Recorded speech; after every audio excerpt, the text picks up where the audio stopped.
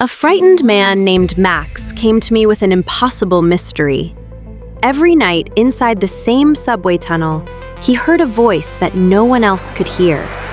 Doctors called it hallucinations, but during my meditation, I saw something far more disturbing. My visions led us to a 15-year-old cold case and the hidden remains of Max's best friend, Cole. A billionaire builder was arrested, and everyone believed the mystery had finally been solved. But that was only the beginning. The voice never stopped. Instead, it grew louder, as if someone, or something, was still waiting for the real truth to be revealed. My name is Samantha. Ever since I was a little girl, I knew my life would never be ordinary. Some people believe meditation is simply a way to quiet the mind. For me, it has always been a doorway. When I close my eyes and allow my thoughts to become still, I begin to feel things that don't belong to this world. Places I have never visited appear before me.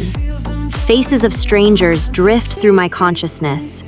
Sometimes I hear voices that no one else can hear. Sometimes I experience memories that were never my own. I don't claim to understand why I was given this gift. Perhaps it is God's way of allowing forgotten souls to complete the stories they could never finish. Perhaps every spirit searching for peace simply needs someone willing to listen. Over the years, I have learned one thing. Spirits rarely appear without a reason. They don't seek attention. They seek justice, forgiveness, or freedom.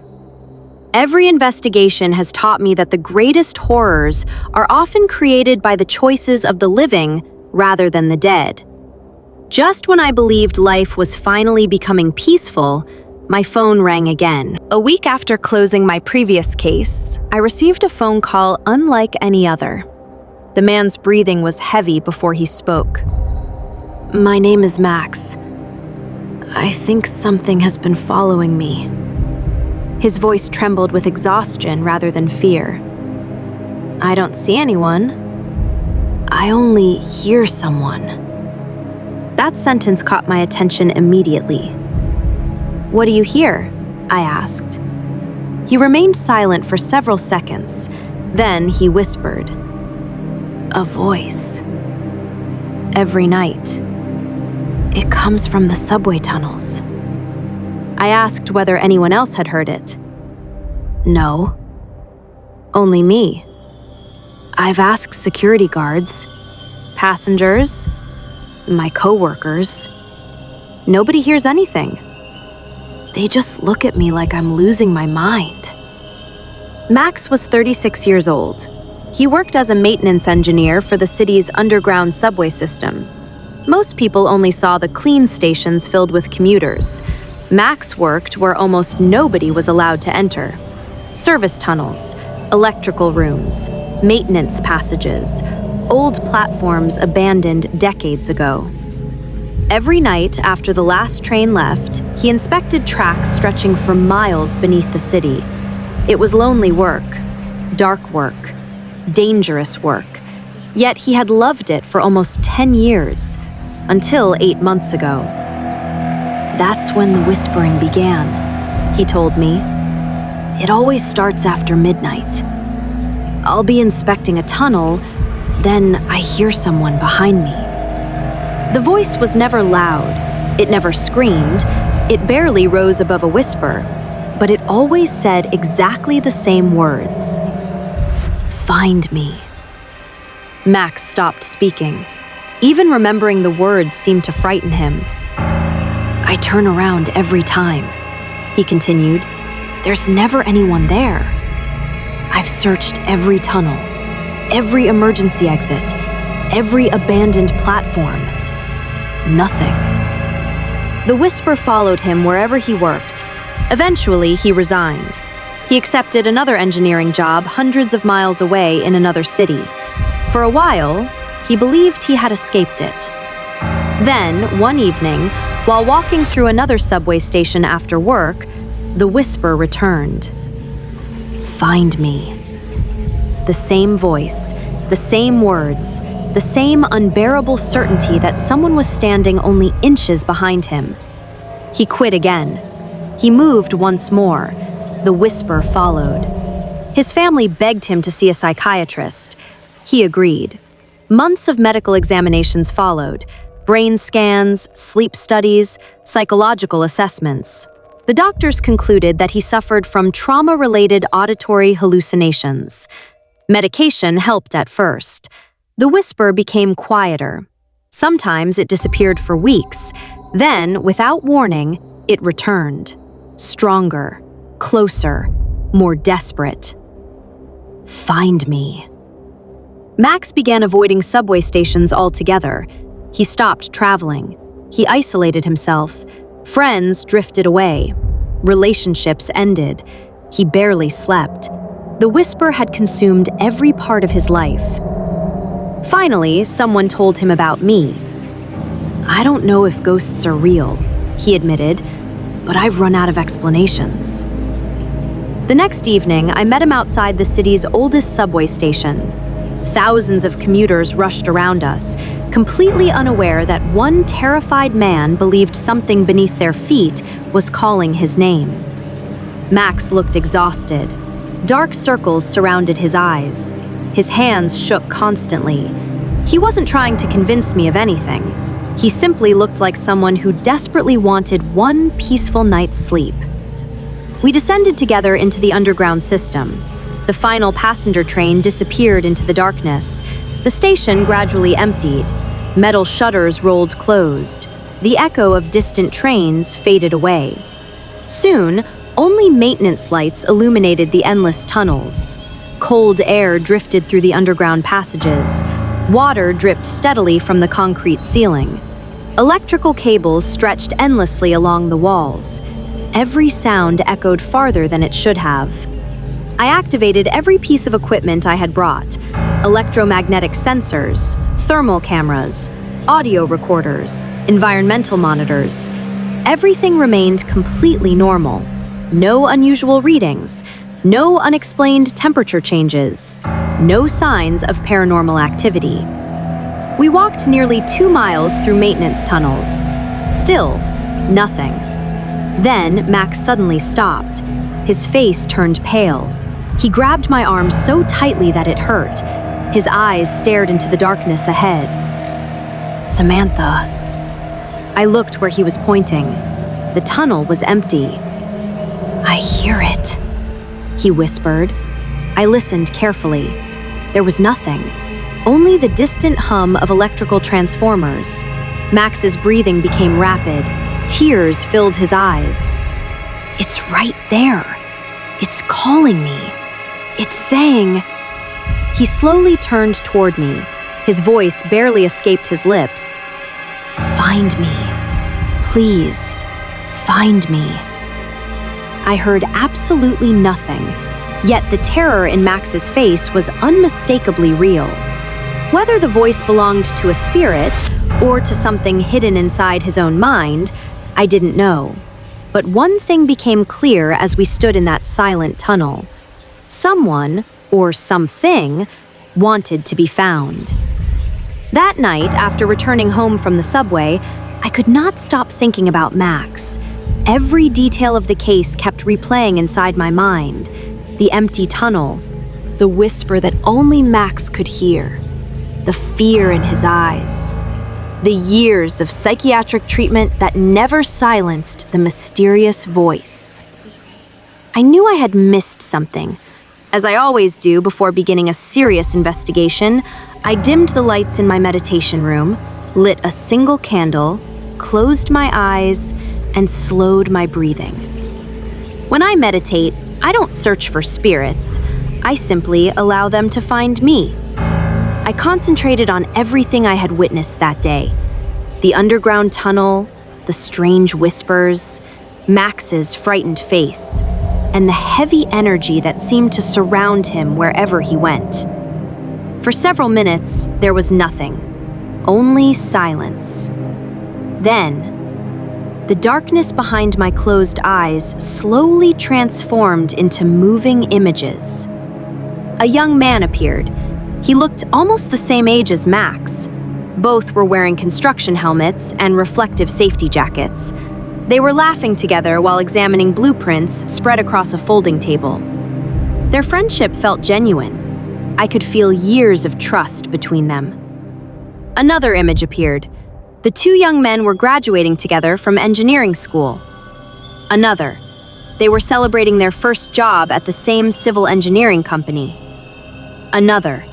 They were inspecting an underground subway tunnel still under construction nearly 15 years earlier. Suddenly, the vision stopped. I opened my eyes, breathing heavily. One name echoed inside my mind. Cole. The next morning, I immediately called Max. The moment he answered, I asked only one question. Who is Cole? There was complete silence on the other end of the phone. After several seconds, Max finally spoke. His voice had become weak. Cole was my best friend. We grew up together. We studied civil engineering together. We joined the same construction company. His voice trembled. But 15 years ago, he disappeared. No one ever found him. The police searched everywhere. Eventually, they declared the case unsolved. I listened quietly. Then I asked him another question. Do you believe someone murdered him? Without hesitation, Max answered, yes. I always believed Seth was responsible. Seth owns one of the biggest construction companies in the country. 15 years ago, our company secretly worked on one of his underground tunnel projects. Later, it was discovered that parts of the tunnel had been built illegally using substandard materials. There were rumors that someone inside the company wanted to expose everything. Then, Cole disappeared. Police never proved anything, but I always believed Seth silenced him. His words matched what I had seen during meditation. I asked Max to meet me immediately. Together, we visited the police department. By now, many officers knew me from my previous investigations. Although my methods could never replace scientific evidence, several detectives had learned that my visions often led them toward real clues. After hearing everything, the investigators agreed to reopen Cole's 15-year-old cold case. Using maps from my meditation and old tunnel blueprints, search teams began examining abandoned maintenance sections beneath the subway. Several hours later, one detective called us. His voice sounded shaken. We found something. Max and I rushed to the location. Behind a collapsed concrete wall, hidden inside a rusted maintenance chamber that had been sealed for years, officers uncovered human remains. A complete skeleton. Time itself seemed to stop. Forensic experts carefully recovered every bone. Days later, DNA testing confirmed what everyone had feared. The remains belonged to Cole. The investigation exploded across the country. Old company records were reopened. Former employees were questioned again. Financial documents revealed that billionaire builder Seth had ordered illegal construction work inside the subway project. Detectives uncovered evidence suggesting that Cole had discovered the corruption shortly before disappearing.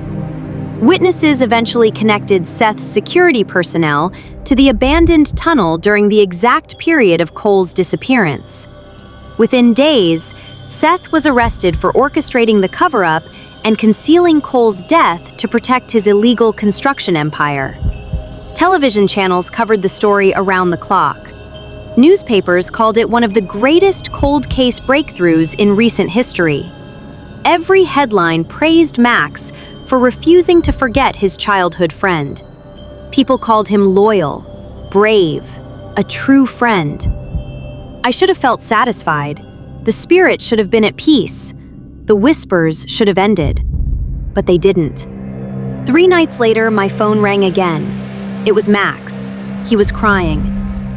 Samantha, it's getting worse. The voice is louder now. It keeps whispering the same thing. You still don't remember. I can't sleep. I can't think. I'm going insane. After ending the call, a deep uneasiness settled inside me. Something about the investigation still felt incomplete. Spirits do not remain trapped after the truth is fully revealed, unless the truth itself is incomplete. That night, I prepared for another meditation. This time, I ignored every newspaper article, every police report, every suspect, every theory. I focused only on one soul: Cole. The room became colder than I had ever experienced before. My heartbeat slowed. The visions returned almost immediately. Heavy rain, sheets of water falling into a half-finished subway tunnel, emergency lights flashing against wet concrete walls. Cole and Max stood facing each other. Both were soaked from the rain. They were shouting. Their voices echoed endlessly through the unfinished tunnel. I moved closer. Every word became clear. Cole held a bundle of documents in his hands. "You took their money!" he shouted. "You helped them hide everything!" Max looked terrified. "I had no choice." Cole stepped forward. "I'm reporting everything tomorrow. The police will know. The company will know. Everyone will know." Max grabbed Cole's arm. The argument became physical. They struggled beside an unfinished maintenance shaft. Suddenly, Cole lost his balance. His foot slipped on the rain-soaked concrete. His body fell over the edge. At the very last second, Max caught his wrist. For several desperate seconds, he held on. Cole looked directly into Max's eyes. There was fear, shock, disbelief. He pleaded, "Please, don't let me fall." For one endless moment, Max held him. Then something changed. Fear replaced compassion. He thought about prison, his career, his reputation, the money. Slowly, his fingers opened. Cole fell into the darkness. The sound of his body striking concrete echoed through the tunnel. Silence. Minutes later, another group entered the tunnel. Seth's men. They rushed toward the shaft. Looking down, they realized Cole was already dead. Instead of reporting the accident, they made a horrifying decision. To protect Seth's illegal construction project, they concealed the body inside an unfinished maintenance chamber and sealed it behind fresh concrete. The murder they believed they were hiding had actually begun as an act of betrayal. My meditation ended. I opened my eyes, trembling. Everything finally made sense. Max had buried the memories so deeply inside his own mind that even he no longer remembered what had happened. His guilt had survived even after his memory disappeared. That was the voice. Not revenge, not punishment, a desperate plea for the complete truth. I did not call Max. Instead, I contacted the lead detective immediately and shared every detail of my vision. Police brought Max in for questioning. At first, he denied everything. Then, investigators confronted him with details that only the real killer could know. His breathing became rapid. His hands began shaking. Fragments of memory started returning. Finally, Max broke down. Through uncontrollable tears, he confessed everything. Every detail matched physical evidence investigators had never revealed publicly. The officers sat in stunned silence. Even experienced detectives struggled to understand how Max could describe hidden details no one else knew. Cole's spirit had not wanted revenge. He wanted the whole truth. Weeks later, after the investigation concluded, I returned alone to the subway tunnel where everything had begun. The whisper was gone. The endless feeling of sorrow had disappeared.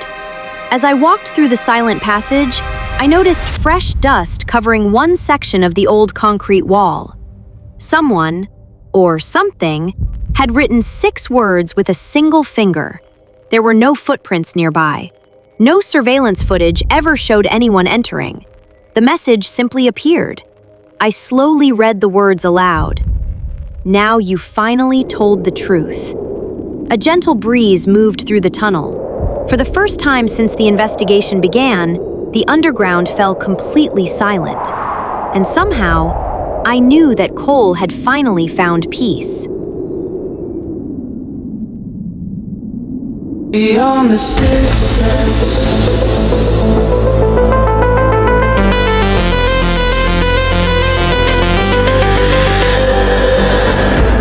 Samantha closes her eyes, slow breath, sitting still in the dark. She can feel them, cold air, sudden chill. Beyond the sixth sense, she knows, she knows. Beyond the sixth sense, where every secret flows.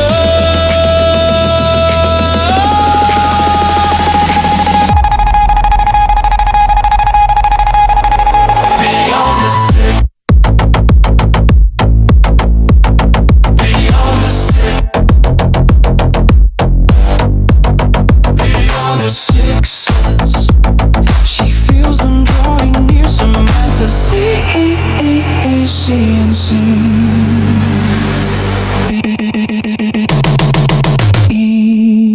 beyond the sixth sense.